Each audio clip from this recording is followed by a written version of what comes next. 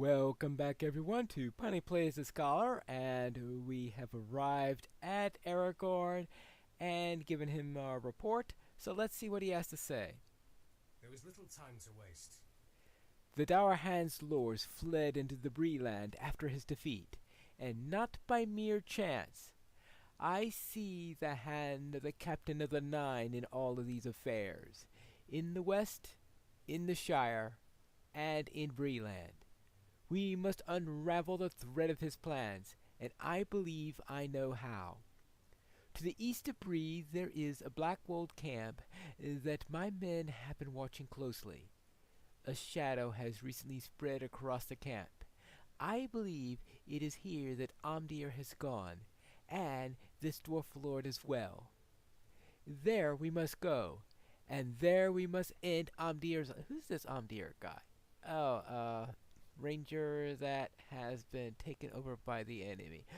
Okay, if he can be called living, that is. We will wait for nightfall, and then make our move against the Blackwolds. Speak with me again when you are ready to depart. Now you can see here, I have little idea who Amdir is. I have no idea who these Blackwolds is. And it's not just the language barrier either that's going on here. It's because, of course, that all happened in the Race of Man prologue rather than in the Elven prologue. But it sounds like it's important, so let's accept this quest. And maybe we'll find out where the Skorgrim went. Are you ready to leave? Yes, I'm ready to leave. Strider and the Rangers pursue their fallen brother Amdir to the Blackwolds camp. But not all is as it seems. Amdir could be anywhere. What makes you so sure he's here? Interesting question. Well, Strider, what's up? There is evil afoot. Well, I guess I'll have to agree with that. And can you tell the chill that's in the air? It is no natural cold, but the chill of fear, of evil. I doubt not that Amdir is here, but there is a greater evil as well. You're disagreeing with your chieftain? Well, never mind. We should split our strength. Of course, we always know it's great to split the party. For the good of Middle-earth, none can be allowed to escape. Langland and I will look for another way in, while you and Dourhand search for Amdir. We must be quick now, before the evil bursts forth from here and threatens all of the Breeland. Alright, fine. Let's go in and take care of this. It is time to act. Fine, Act 1. So there. Dourhand, take Sun Yellow with you and head in. Langland and I shall look for another entrance and press our attack. Okie dokie. Good. Alright, those two are off. And while we think about that, I think I'm going to talk about writing systems. Yes, how about that? Right, I have time to write a letter, don't I? Yes, well, okay, right now I have to worry about a writing system on how to read this quest text. Are you ready? Come with me. It is time to deal with Amdir and these brigands. If Amdir escapes, it could spell doom for Middle-earth. Let's go. We must find Amdir. Because the question is, what exactly is writing? Now you say, well, they're symbols that represent words, right? Yes. But what makes writing distinct is that these symbols represent sounds, and therefore it is encoded to be related to the spoken language, since everything that's written down eventually goes down to a sound somewhere. So Strider says no one should escape, but we let some of the brigands escape anyway. I guess he meant none of the really— oh, there you are. The big nasty evils. Sorry about that. But yes, it all comes down eventually down to a sound that goes with the language. So therefore, We have sounds that go. You could have different types of symbols that go to the sounds. They could either represent. Oops. They could represent phonemes, basic sounds, such as you have with alphabets. You can have symbols that represent syllables, as in a syllabary. You don't have too many of those things in Europe. That's but many early writing systems were done in that style. And then you might have other types of them, but most of the writing systems today either break down into phonemes or into syllables, because let's face it, once you get down up to the word level and larger levels like that, it's harder to make other things with it, because you want your sounds and things that you put together to be flexible enough so that you could take them, because sometimes while they may be tied to a specific word, these sounds or syllables or whatever, what you use them in writing though is to use the sound that they represent and form other words. You could form an arbitrary number of words from them, from these basic sounds that are written there. So therefore, if you start to go to the word level, you will be hard pressed in order to come up with other words you can mix and match with them.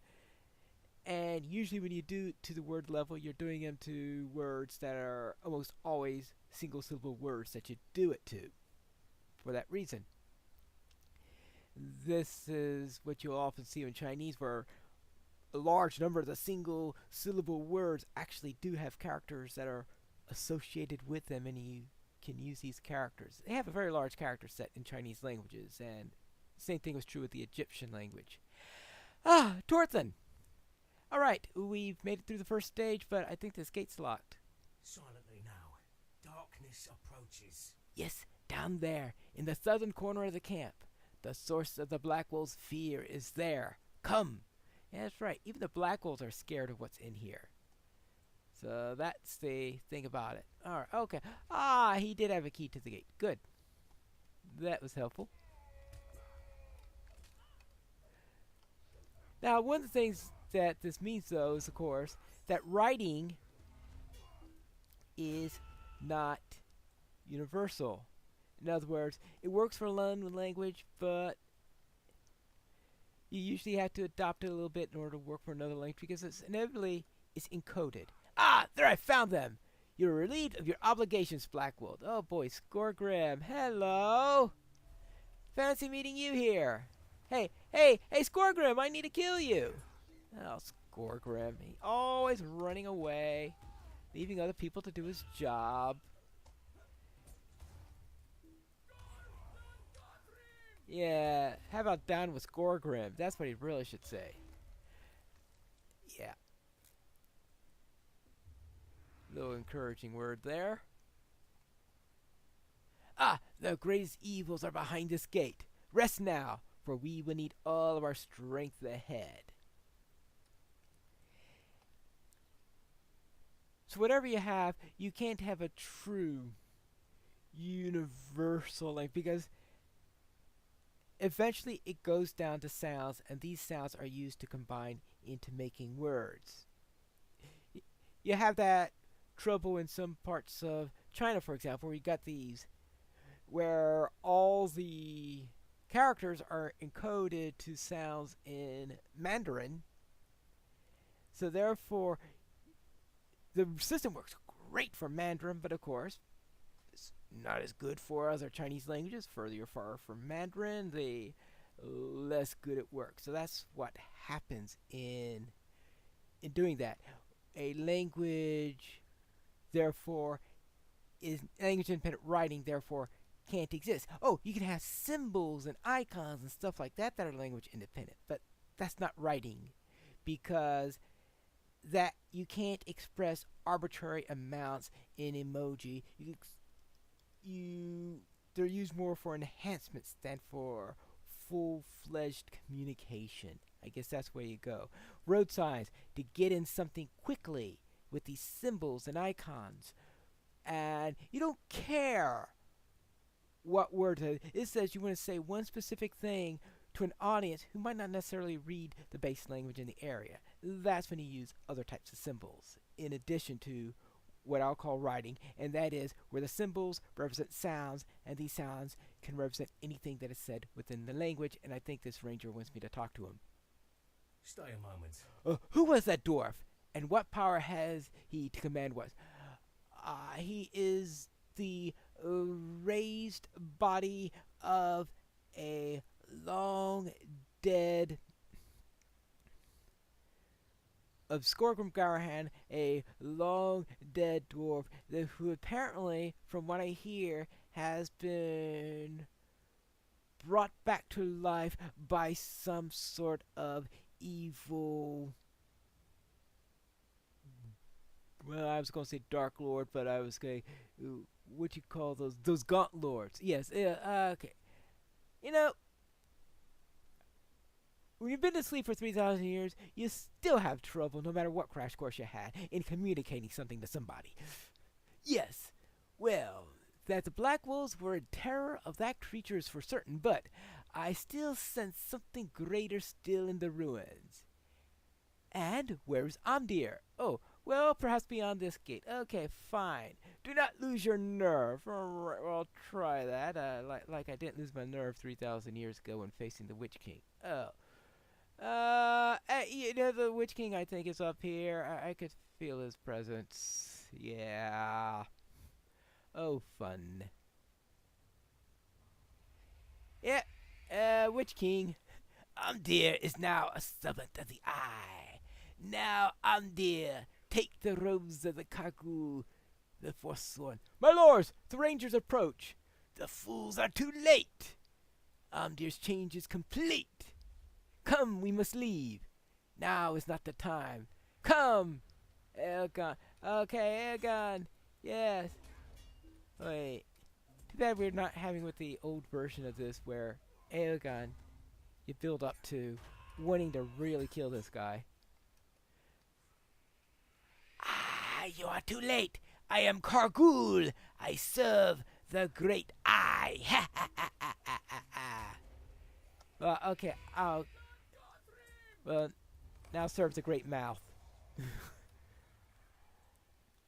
I'm sorry, Amdir. Be at peace. Yeah, if you go through the Race of Man area, you'll know all this whole backstory about Amdir and stuff like that. It's a sorry day. It is a day both dreary and joyous. It grieves me that we were forced to slay Amdir, but a relief that he should now know peace. I will lead you back to Strider. I will return to my camp.